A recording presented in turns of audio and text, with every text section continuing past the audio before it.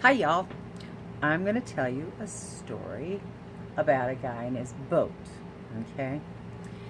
Anyway, a long, long time ago, really long time ago, like thousands of years ago, there wasn't any rain. It never rained.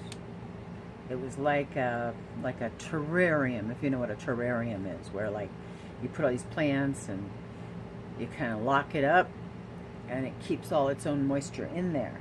So you don't have to keep watering it and watering it. Well, and at that time, that's what the earth was like. It was kind of like a big terrarium. So there were a whole bunch of dinosaurs, of course, but the dinosaurs were kind of used like lawnmowers to get rid of all the vegetation that was growing so good in this terrarium thing. Well, anyway, there weren't a lot of people around, just a few, but there was this crazy guy. His name was Noah. Now, I say he was crazy because that's probably what most people thought. He was crazy. He was crazy. But Noah knew God. And God told Noah to build a boat. Well, now that's kind of weird. You're on dry land and it's never rained. People are like, you're weird. You're really crazy, dude. But they watched him and him and his family. Wow, inch by inch, everything's a cinch, yard by yard, it's all hard.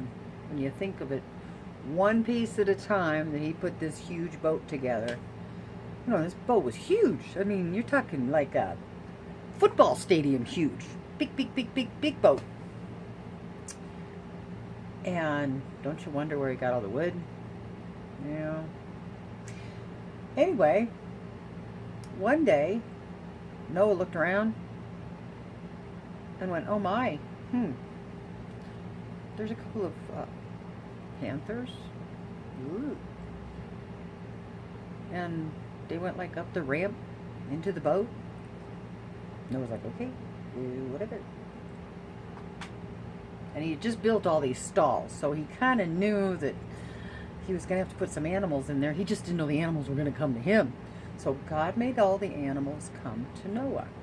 So 2 by 2, there's like, parrots and platypuses and stuff like that. But mainly they were according to their kind. So there probably weren't like coyotes and foxes and Dalmatians and dachshunds and Labradors and that kind of stuff. That's a kind. So probably were like 2 wolves, sort of, a male and a female wolf. And from there, over the generations, it got a little different, and it branched off into the foxes and stuff like that. So, same with birds, same with reptiles. So people think there were like thousands and millions of animals on this boat, but there really weren't. They were according to their kind. So, anyway, but they all came to Noah. And one day, it started to rain. And people are like, oh, what is this? What is this from the sky? What is this?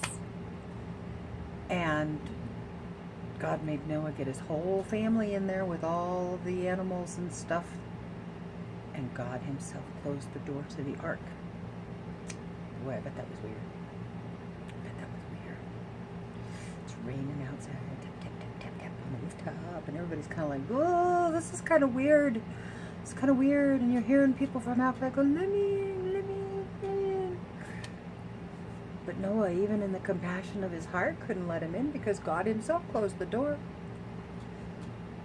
So after a while, it started dying down. Didn't hear very many more voices or stuff. It was quiet. And all of a sudden, the boat started to move. Wow, wouldn't that be cool? Floating, it's floating, it's floating. They floated for a long, long time. And the whole earth was covered with water. The whole earth. So that's why they can go up on the top of Mount Everest, or I think they call it Denali now. But you can find shellfish and bones of fish on top of there. Now, how in the world could that happen unless there was a flood that covered the whole earth? You see? And places like the Grand Canyon, I don't know if you've watched water like run through dirt. The Grand Canyon was probably made like really fast. So, anyway, don't believe everything you hear. But, you know, what I get most out of this story is God did save these people, and it was so cool. But you know what he saved the most of? Was animals. So if you think God doesn't love animals, he created them. So, enjoy your animals. Thank God for them. You never know if they could be an angel in disguise. But anyway, that's Noah. And you can find him in Genesis, in the Bible. And you know what? At the very end of the story of Noah, when they finally got back on dry land, you know what God gave them? The rainbow in the sky. And that rainbow meant that God would never, never, never again destroy the whole earth with water.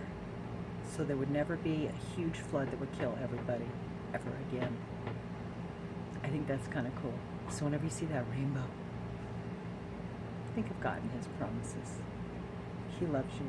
He loved Noah. And he loved all those animals. All right. Have a good one. See you again.